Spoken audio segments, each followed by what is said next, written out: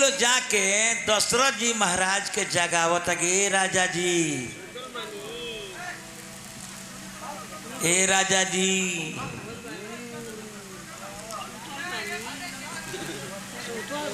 जल्दी जागी जागी रोरा बेटा भइल वाला बेटा।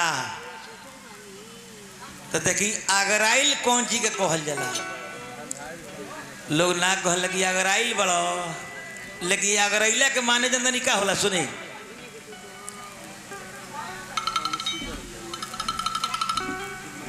पटना जिला बड़ी खराब सामान है कुली। हाँ मेहरारू जौहर खा जाई, फांसी लगा ली, नाती के बेटा टकटोरते रह जाइब, चल जो भीतर जहाँ जौहर खोल उसके भीतर गई। वाह भैया पटना जिला। हाँ बहुत बन रही हमार बबुआ के मामा आर्यन बाबू के मामा दी कुछ दी हमरे के कबो कबो देत रही कि मोन लागू हमनी के 150 देत। हाँ हाँ पटना जिला बबुआ के मामा पप्पू जी के साला विनोद जी के साला।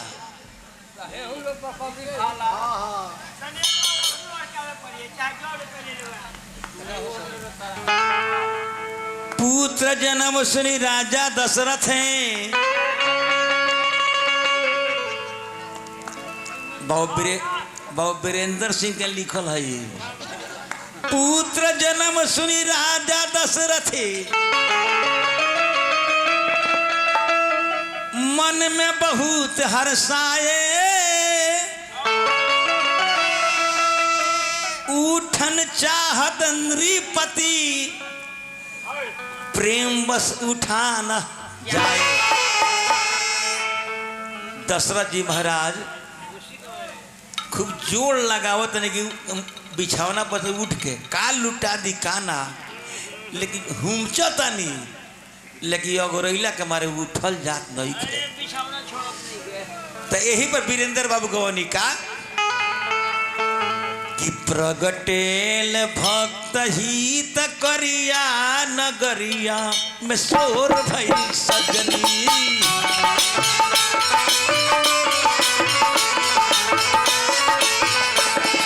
प्रगटेल भक्त हित करिया नगरिया में शोर भई सजनी।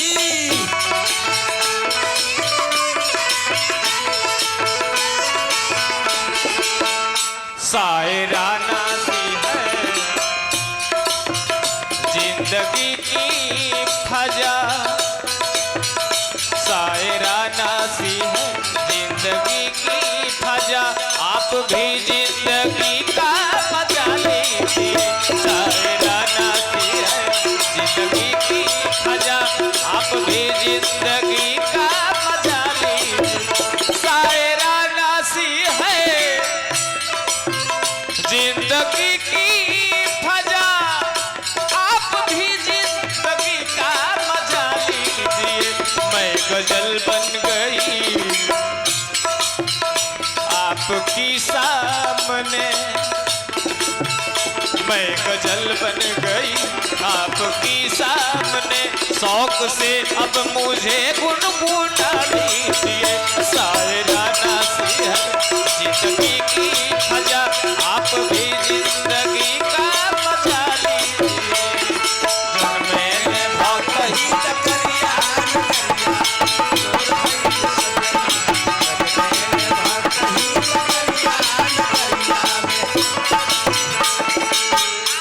वीरेंद्र बाबू लिखनी प्रगटेल भक्त हित करिया नगरिया में शोर भर सजनी। और का शीतल मंद सुगंध भय हवा, शीतल मंद सुगंध भय हवा,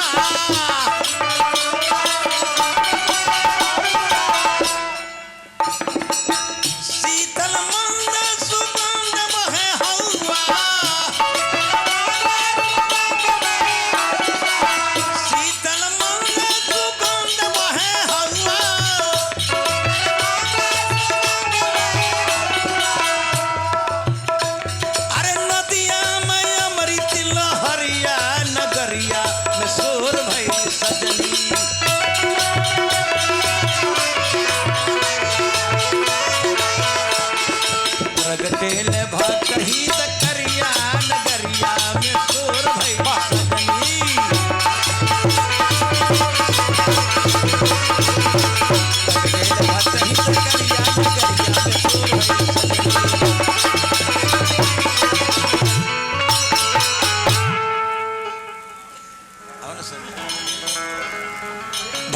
चारों भाई के जन्म भइल बा।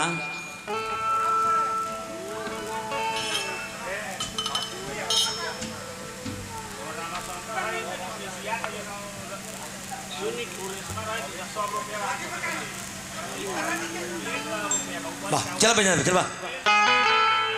तो अयोध्या में भइल बाड़े राम के जन्मवा।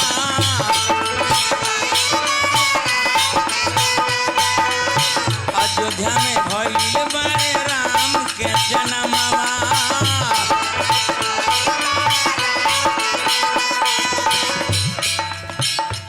फूल बरसे झरझर मंगल होखे घर घर।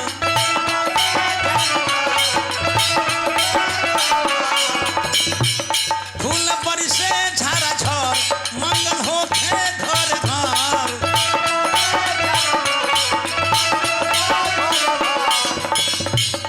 तनी सुन भैया सुन भैया अयोध्या में भइल बाड़े राम के जन्मवा।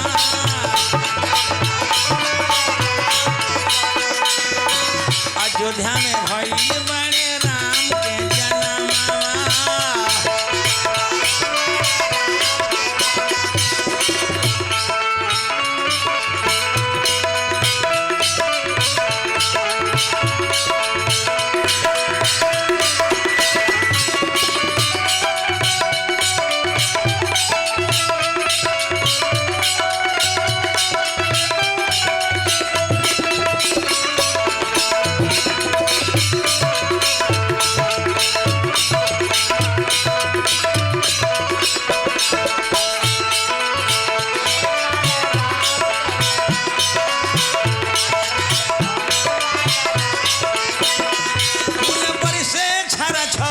मंगल होखे घर घर। तनी सुना भैया अयोध्या में भइल बाड़े राम के जन्मवा। अयोध्या में भइल बाड़े राम के जन्मवा। अच्छा आदेश हो गल कि समय हो गल बा तो हमनी का कहे के बा। अरे कैसन तपवा कैलू गौरा भारी हो। चौधरी क्या बात है? वही बात है कि जो तू कहा दरा काल परसों बोलने बा। आए है कैसन तपवा कैलू गौरा भारी हो। बरवा मिलल भिखारी।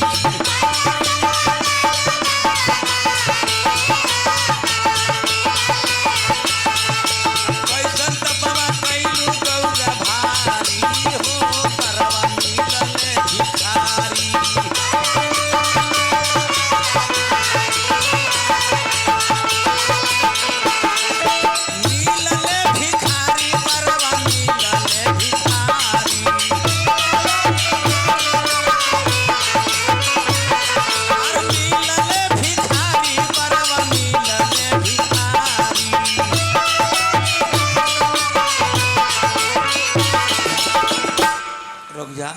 बबुआ के नाना स्वर्गीय वीरेंद्र बाबू के शिष्य अब बबुआ के नाना ग्राम बनया 100 रुपया के पुरस्कार दिले बनी हार्दिक अभिनंदन। अरे मिलले भिखारी बड़वा मिलले भिखारी। अरे मिलले भिखारी बड़वा मिलले भिखारी।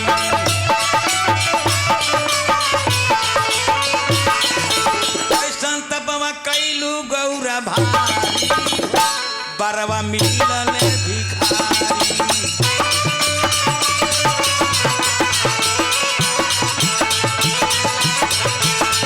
अरे कैसन तपवा कैलू गौरा भारी हो।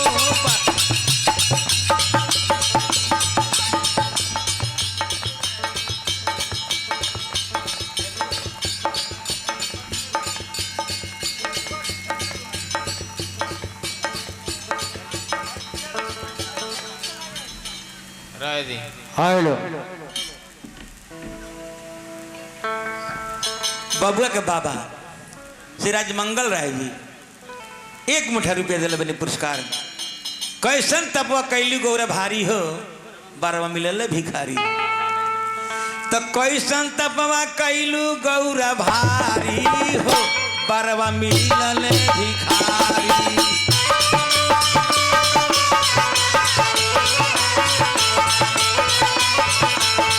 अरे कैसन तपवा कैलू गौरा भारी हो 12वां मिलल भिखारी। चला क्या